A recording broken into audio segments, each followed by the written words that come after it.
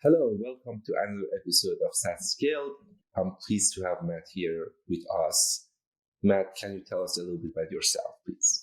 Yeah, thanks for having me on, Armin. I appreciate it, man. My name's Matt Verlaque. I'm currently the Chief Operating Officer over at SaaS Academy, where we help train and coach B2B SaaS founders to scale their company, get their perfect exit.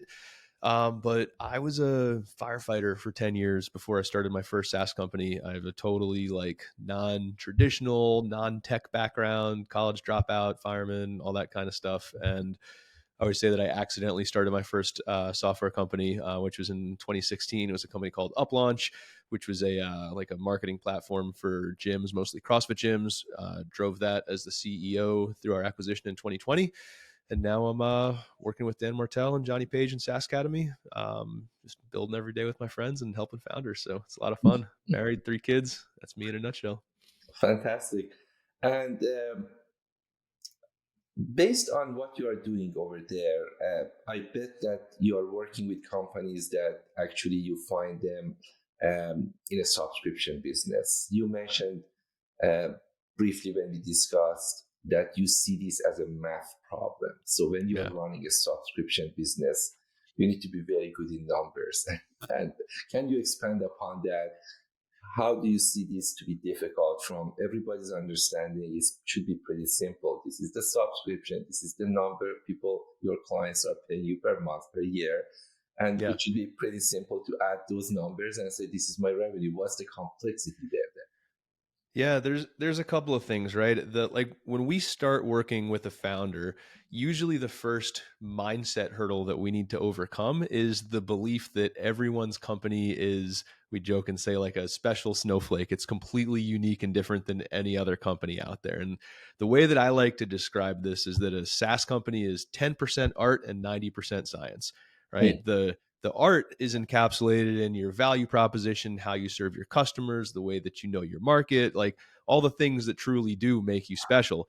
But what doesn't change is like the mechanical operation of a recurring revenue business, right? And it doesn't even need to be SaaS, even though that's what we'll focus on here. But just any MRR business, it could be Exactly. a gym for that matter. It generally works the same way, right? And so we work really hard with our founders to just kind of teach them how the engine works, so to speak, in their company from a mathematical standpoint. So that way they can focus on innovating in the way they serve their customers and not necessarily innovating on areas that don't need to be innovated on. Because, Mm. like Robert Smith from Vista Equity says it best. He made that joke that everyone knows. He says, software companies taste like chicken. But in the majority of cases, operationally, they're very similar to one another. So when we say your business is a math problem, that's what we mean. Okay. And then let's say you have someone who's leading a SaaS company and he's a math wizard and he knows the metrics very well, knows the numbers code, and whenever Mhm. you ask the numbers, the person says, expands upon those very insightfully.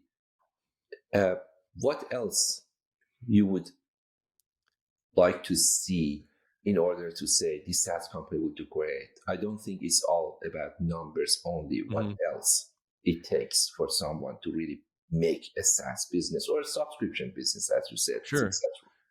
Yeah, well, and I'll come back to the numbers thing in a second, but the things that I would say are the precursors to a winning company, right? In my mind, and again, we work exclusively with B2B SaaS, right? So this might be different for B2C or marketplaces, which is not our sweet spot. But especially in the B2B space, I get a large degree of confidence based on what we call like founder market fit, which is different from product market fit, especially if you're an earlier stage company.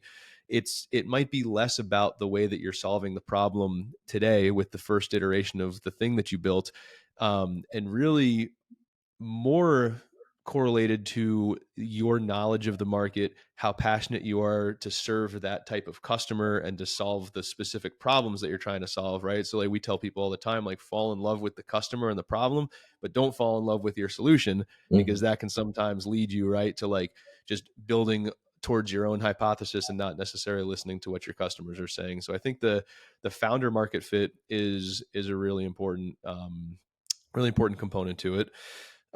Also, I think that in the coaching context, the coachability of the founder and their ability to implement, because what doesn't serve anybody is, what we jokingly call shelf help, right? Where it's like you can Mhm. come in and read all the things and consume all this knowledge, and it makes you feel really good and really smart, but it doesn't actually move the needle until you go do something scary and install something in your business and put it in front of customers and battle test it and try it and fail and change and do all those things, right? And so I think any coaching program or really any course, like anything you take out there, I describe them as libraries, right? It's like, walk into the New York City Public Library and you're like, I'm here, I'm going to read you.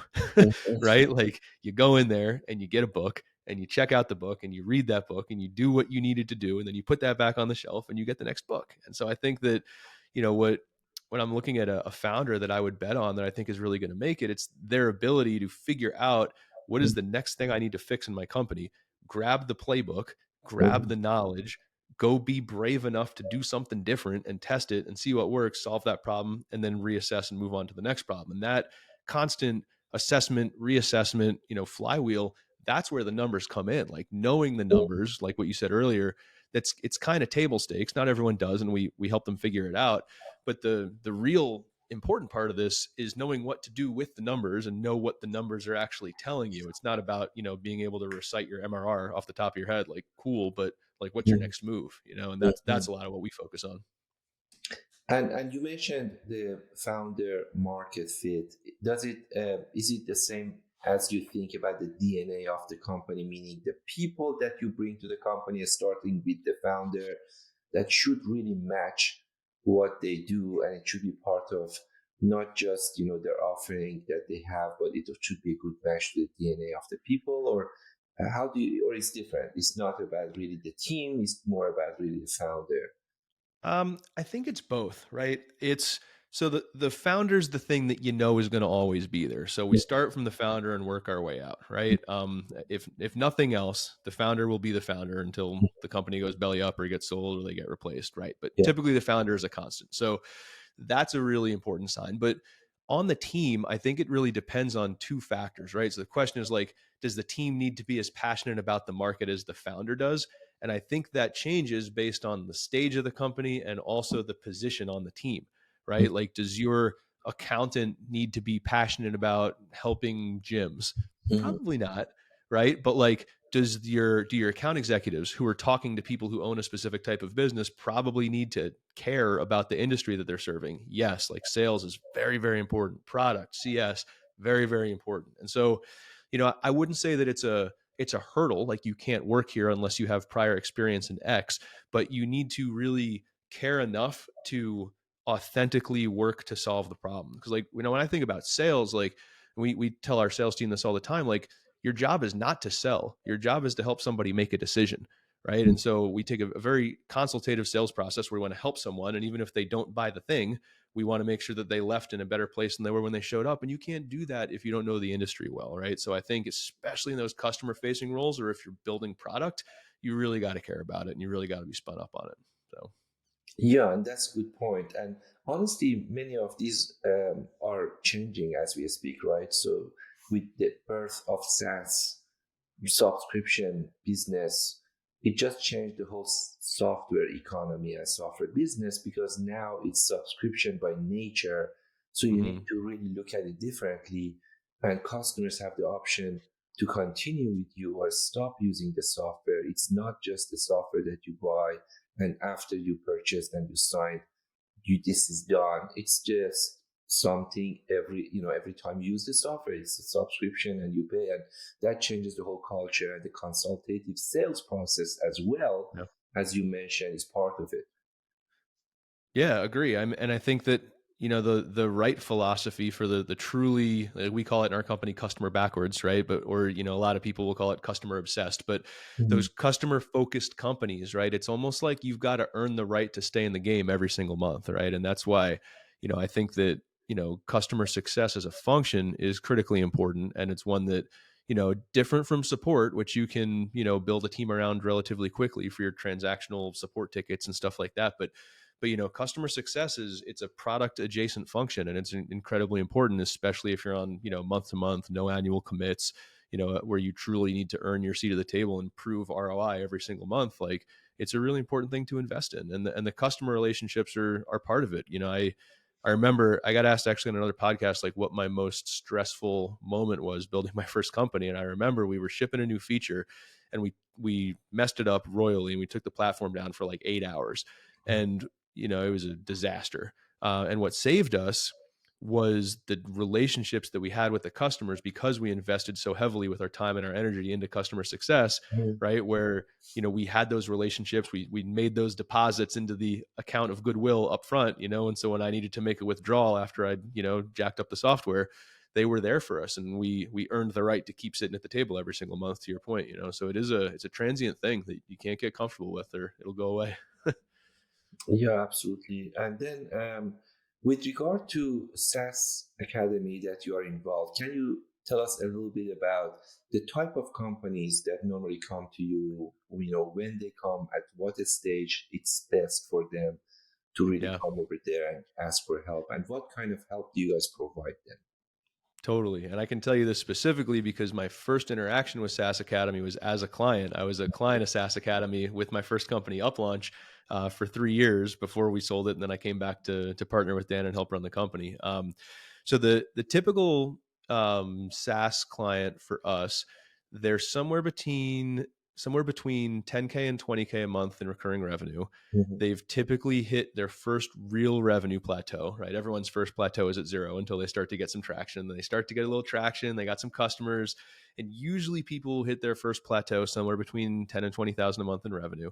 And they'll try a few things and they'll kind of be stuck. And the 20,000 in revenue mark is a really frustrating place to have a plateau, because it's big enough where it's a real thing, right? You probably got a team member or two. It's enough signal where you're like, I think there's a business here. But at the same time, it's not enough to really fully build a team and build a life upon and build enterprise value, right? So it's like enough to be real, but not enough to be happy. And so it's a frustrating place to be stuck. That's our typical founder. They come to us, somewhere between 10 and 20K, and they're just not really sure how to break through the revenue plateau. And it's funny how this conversation comes full circle, because the first tool that we put in front of a founder when we start working together is something we call the growth ceiling calculator. And it's literally a mathematical calculator that we built, and it shows you exactly when your growth is going to stop based on three key inputs, right? So you start with how many customers you have, and the inputs are just how many customers you're getting each month, how many customers are you churning each month, and what's your average revenue per customer. And simply by those three numbers going into the calculator, you can figure out the date where your churn will match your acquisition, and by using the average revenue, Mhm. like the maximum potential monthly recurring revenue that you're going to hit. And so it's just so wild to see the eyes widen, right? When it's like, oh, in January 2026, my company's going to stop growing. And the only way through the plateau is to change one of those three things: get more customers, retain them longer, make them more valuable. Like, that is the entire math problem of running a recurring revenue business. And the sooner a founder gets their head wrapped around that, they say, our ability to do those things is based on the art, right? Based on how well we're serving our customer. But at the end of the day, I have three levers to pull: more people, keep them around, make them more valuable, figure out which one you need to pull, grab the playbook to install it. Like, that's the entire coaching methodology. But over and over again, we run that rhythm for people who are hitting that first plateau, and they just don't have that mental model. They don't have the tool to figure out exactly what the next move should be to break the plateau. And it's incredibly cool to see them do it. Fantastic. And then, um, f- from your perspective, the companies work with you. You mentioned about some of the characteristics that you would like to see, some of the things that really helps them to grow. Is there any single characteristic attribute that you look at it and say that's by far the most important attribute, that when we see that, that means this company, the startup, the SaaS, the subscription business is going to just, do a very, very promising business? Yeah, it's interesting, and I'm going to give you an answer you may not be expecting, because you know if it was easy where I could look at the math and have a really high indicator of which businesses were going to blow up, I promise you I'd be a full-time investor, right? So the odds are never in your favor on that one. But, being able to work directly with the founders, I answer it differently because, people come in at all different stages in our company for coaching. We've got people who are doing, $300,000-$400,000 a month in revenue who come in for coaching, and they work in our boardroom mastermind program. But the point is that the one characteristic above all else that transcends levels of company and industries and business models and everything is simply the mindset of the founder. Like, it's the law of the lid, right? I think Jim Collins was the one who came up with that, right? Where the business will never grow past your ability to grow. And so I look at that as my kind of my North Star is I'm betting on a person more so than I'm betting on a business, because the business could change 400 different times before it finds, demonstrable traction, but the founder will not. And so I look at, are they coachable? Do they have enough of I call it like a realistic optimism, right? Where it's not uninformed optimism, but it's, not, pessimism and cynicism either, right? We're going to be optimistic enough to make really good decisions and believe that it can work.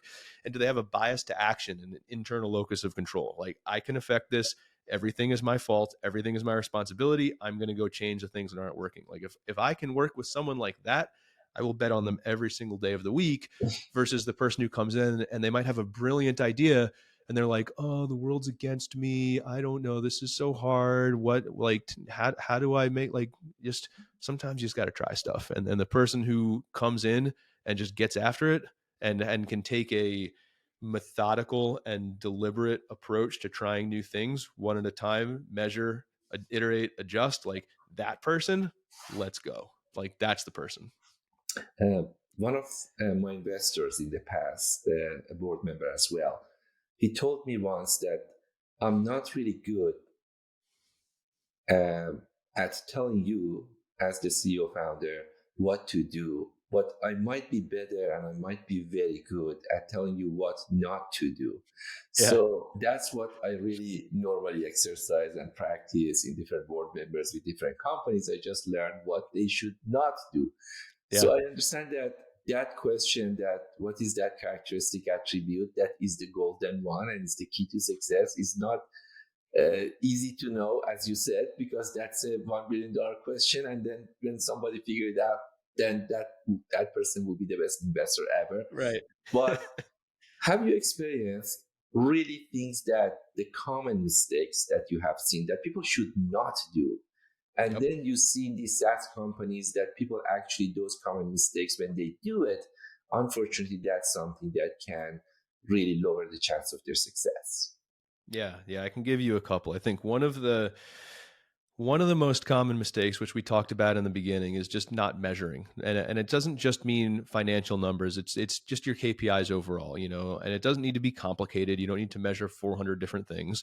But the way that I advocate strongly that people should measure is on a weekly cadence, from Monday to Sunday, every single week, to figure out what direction your business is pointed in. And so I think that, the inverse of that is the answer to your question, right? Is it's a big mistake to not measure, because it's really easy to do a lot of work and feel really busy and feel super productive and do all sorts of stuff that make you feel great as a human being, but is not actually moving the needle and growing the business. And so that's something to protect against. The other thing that is, a common mistake that I've made a number of times, especially in my first company, we call it shiny object syndrome, right? Where you can try something for a week or two and decide that it's not working, and then go try something else for a week or two, and all you've done is make a half-hearted attempt at 15 different strategies.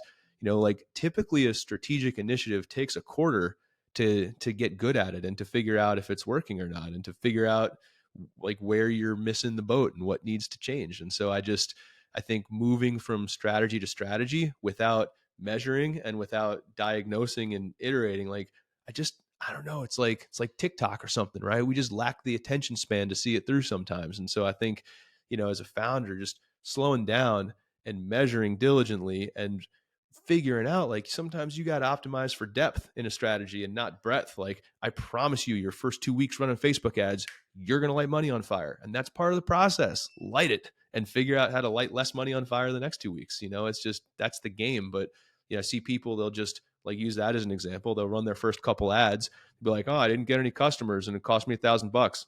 Facebook ads don't work for me. I'm going to try something else tomorrow. And I'm like, no, like just try to get good at it for a minute, you know? And it's part of the process. I think sometimes people fall out of love with the game, you know, and you can't do that. I should admit that as a serial entrepreneur founder myself, sometimes it's pretty hard because of your resources that are so limited, and Mm-hmm. the runway and the time is always there. So, but you're absolutely right. It's about optimization and, not stopping that program too early, but also not sticking to it for too long. Either Right. way can be very dangerous. And Yeah, 100%. And it's funny, like the model I use to think about this, and I use this in any big decisions that I need to make, is I set the hurdles when I start the project, right? So I know on a specific time domain what needs to be true for this to continue, right? Which is different maybe from what means success. But let's use this Facebook ads example because it's an easy one, right? I'm going to start running ads for the first time in my life. I should be able to see at least some type of demonstrable progress, even if I'm still upside down on profitability, even if my acquisition cost is still too high, even if all these things, but there's a big difference between I only got a couple customers in my first month, so I'm going to go figure out how to do better, or nobody is clicking at all and I've tried 15 different things and I've tried it for 12 weeks. Maybe it's the wrong strategy. So I set those hurdles up front because it's like you get into that sunk cost bias and then you end up negotiating with yourself and like, oh, I'll just try it a little longer. I'll just try it again. And it's like, just set it up front, make the decision before you have to make the decision. And then all you have to do is like not cheat, right? Just do what you said you would do. And the decision's already made and it's a lot less stressful. So I try to make it before I'm in the pressure. we live in a digital world. We live in online marketing world. You are working with hundreds of these SaaS companies. Of course, everyone has access to, as you mentioned, Facebook is one of them, but many other online tools like Google AdWords and Google in general and search and LinkedIn and others. But have you seen, or I would say, what are the most innovative or actions that you have seen from marketing perspective that SaaS companies really do, in addition to usual suspects, as we just mentioned Mm-hmm. some of them? Like, so you're asking what are the most innovative like marketing strategies that I've seen? Yeah, marketing channels that or actions that people have done that generates really demand and interest for their business. Of course, everyone can go there and just optimize based on the regular thing. I'm not saying uh, it doesn't bring enough value. Of course, those are great to do a great, Mm-hmm. social media advertisement, to do a great search engine optimization. All of those are fantastic and should be done for any business nowadays, any subscription and SaaS business. But you probably have seen some of these businesses that they are thinking out of the box. They are really doing something that, from your perspective, when you look at that and say, that's brilliant marketing and that's really Yeah. brilliant business model and revenue model. And they don't need to necessarily, go through all of these things that everyone does. So they can outcompete, or they can think out of the box. Right.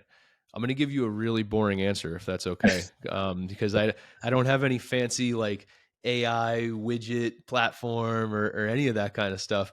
The outside the box is actually getting back into the box, and here's what I mean: is the companies that I see operating most efficiently from an acquisition standpoint, their customers are helping them. And so, because I tend to look at everything not necessarily through the lens of what's the newest, hottest, most innovative thing, but actually the flip side of like, what are the things that are never going to change, right, in a go to market strategy. So, whether someone's watching this conversation a month from now or 5 years from now, what I'm about to say should still hold true as long as you're a business with customers, which is I love leaning into a CS facilitated referral program to have your customers help market your software for you. Because the only thing the market wants to hear more than how good your thing is from you is they want to hear how good it is from other customers, from other people like them. So I think the companies that are leaning really heavily into like product usage metrics, using those usage metrics to build tools for CS teams to reach out and like capture value, capture testimonials, build case studies who are actually investing in like interviewing their customers and then putting the case studies out to the world. Like ClickUp, the project management tool, has been doing a really good job lately on like user generated content. I've seen them out there where their users are actually generating content on how they're using ClickUp to run their businesses. Like that kind of stuff is just, it is so much more authentic, especially once the market is solution aware and they're trying to figure out if tool X is better than tool Y. If they see people like them raving about tool X, it's probably the one they're going to buy. And like it's just, it tends sometimes to be an afterthought because everyone's like, oh, what's the latest Instagram reels content ad campaign, and like, yeah, you're right, you got to do all that stuff, but the best thing you can do is get your customers raving about you in the marketplace and go bring a couple friends. You do that, like my first company, like our first scalable acquisition channel was a customer affiliate program, and for Mm. that exact reason, we were serving gym owners. They knew other gym owners. Say, hey, bring your friends. We'll pay you. I'd rather pay them than Facebook. Awesome, and so like the more you can get your customers talking about what you're doing, and the more you can arm your team with the tools they need to talk to your customers at the point when they're getting value out of the product. Like if you can build that flywheel, it doesn't matter what Google does to their algorithm 6 months from now that everyone's going to be screaming about. Like you got an army of customers who are paying you and promoting your thing to the world. And if you can build that, you'll stand the test of time. Like it's unstoppable. So that's where I tell people to focus all the time. It's not a replacement for like top of funnel, marketing channels to build attention and all that. It's not a replacement. But if you're doing the top of funnel stuff without working the customer angle, you're not going to see nearly the efficiency that you'll see if you're doing both. No, it was a fantastic answer. It was not boring. I think it was excellent answer, and thank you for that answer. Actually, it's as you said, this is the most authentic. This is the most effective, and it's brilliant because then you Yeah. are really focusing on your customer, and if customers really cannot market for you, uh, I would say from the other aspect, if customers cannot or do not want to market for you, it's a red flag, right? So Yeah. Yeah. that should be a red flag. Now you mentioned B2B. That's where you are focusing. Mhm. I'm wondering from your perspective, if you wanted to expand the same practice to B2C, subscription and SaaS companies, from your perspective, what is the main characteristic that separates them from your perspective that you would say, well, it may not be, it's different from this particular perspective, and that's why we are focusing on B2B? Yeah. So what the differences between B2B and B2C, and these are guidelines, they're not necessarily hard and fast rules, but for SaaS Academy in particular, Mhm. um, we want to coach at what we've done before, right? Like, Dan, Johnny, and myself, the three executives, we've sold 5 companies between the three of us. Mhm. Um, B2B is what we do. All of our coaches have either founded, operated, or exited B2B SaaS companies. Mhm. And so part of it for us is authenticity, right? Like we haven't scaled and exited any B2C companies. And so like, yes, there are a lot of commonalities, but philosophically we believe in depth over breadth, and I would rather have someone come in and say, oh, I all of this is exactly for me, versus some of it is for me and some of it's not. And some of the differences where that shows up, I think B2B SaaS companies lend themselves more to founders who like to solve problems with product, right? And B2C startups tend to lend themselves more closely to founders who like to solve problems with marketing. And it doesn't mean they're not mutually exclusive, right? You Mhm. have to have a good product in B2C, you have to be a good marketer in B2B, right? They're not, the Venn diagram overlaps a lot, but especially when you start looking at the economics of the price points that a B2B solution can command, the way that you operate a business, if you're doing even $300 or $400 a month versus a B2C solution that's $5 or $10 a month, it's a vastly different business model. The volume requirements on the go to market are vastly different. The different breakpoints at which you can install different rhythms in your management teams are super different. And it's a different way to crack the egg. There's nothing wrong with B2C at all. It's just not what we're experts in, and we don't want to be average, at the infrastructure that we provide to people. So it's a different way to solve the problem, No, you explained it very well. It was very concise and great. I think if someone hears you just the last 2 minutes, may find sometimes themselves in a situation that they may say, well, we are B2C now and we should pivot to B2B or vice versa. And that Mm-hmm. might be a good pivot for them and actually make them successful, more successful in one or the other if they change it. But that's a great way to look at it. Now, Matt, I would like to ask you about any book recommendation that you might have for the audience, Yeah. something that has impacted you positively and you would like to share with others. Yeah, I think, especially if you're a founder or CEO, The Great CEO Within from Matt Mashari is like a legendary executive coach. That's a beautiful book, and he's even open sourced all the curriculum. You can just Google the Mashari method. It's in a Google Drive. It's incredibly generous of him, but it's some of the best like tactical management and leadership company building rhythms that are out there. So yeah, Matt's book has definitely influenced me a lot, from a systems thinking standpoint. I also love The Goal by Dr. Ellie Goldratt. I got turned on to that because I read an article where Bezos has all of his management team read it. It's like a mandatory read, and that's a kind of a fun one. It helps you figure out like systems theory and the theory of constraints and just how to, like, I can view any business literally in my mind now as like a manufacturing assembly line based off of what I learned from that book. So I send that one to all my direct reports to get a read on. Yeah, those are two good ones off the top of my head. I give you book recommendations all day long, but I'm a bookworm. But yeah, those are some two good ones. And if I understand correctly, and if I remember correctly, you are co-writing a book as well yourself. Yeah, it's coming out in April of 2024. Software as a Science, and honestly, it's talking about a lot of the stuff we've talked about today. Right? It's the introduces the concept that your business is literally a math problem, and like the growth ceiling calculator and the three levers. Like, spoiler alert, those are the three sections in the book. Right? Get more customers, keep them longer, and increase their value. And we walk through, based on coaching thousands of founders in SaaS Academy, the methodologies that we use to accomplish each of those goals to help people break through their plateau. I mean, it's funny. Like, the book is literally written for me in 2017. When I showed up on SaaS Academy's doorstep at a 18K revenue plateau, and I was like, yo, I don't know what to do now. I don't know how to do this, but I don't want to turn it off. And so we've had a lot of fun this year, writing it and editing it and going through all the stuff. So home stretch, it's coming along sometime in Q2. We're hoping it'll be out in April. But yeah, Software as a Science is the title. It's going to be fun. It was a great pleasure speaking with you, Matt. Thank you You again for too. joining us. Thanks, Armin. Have a great one.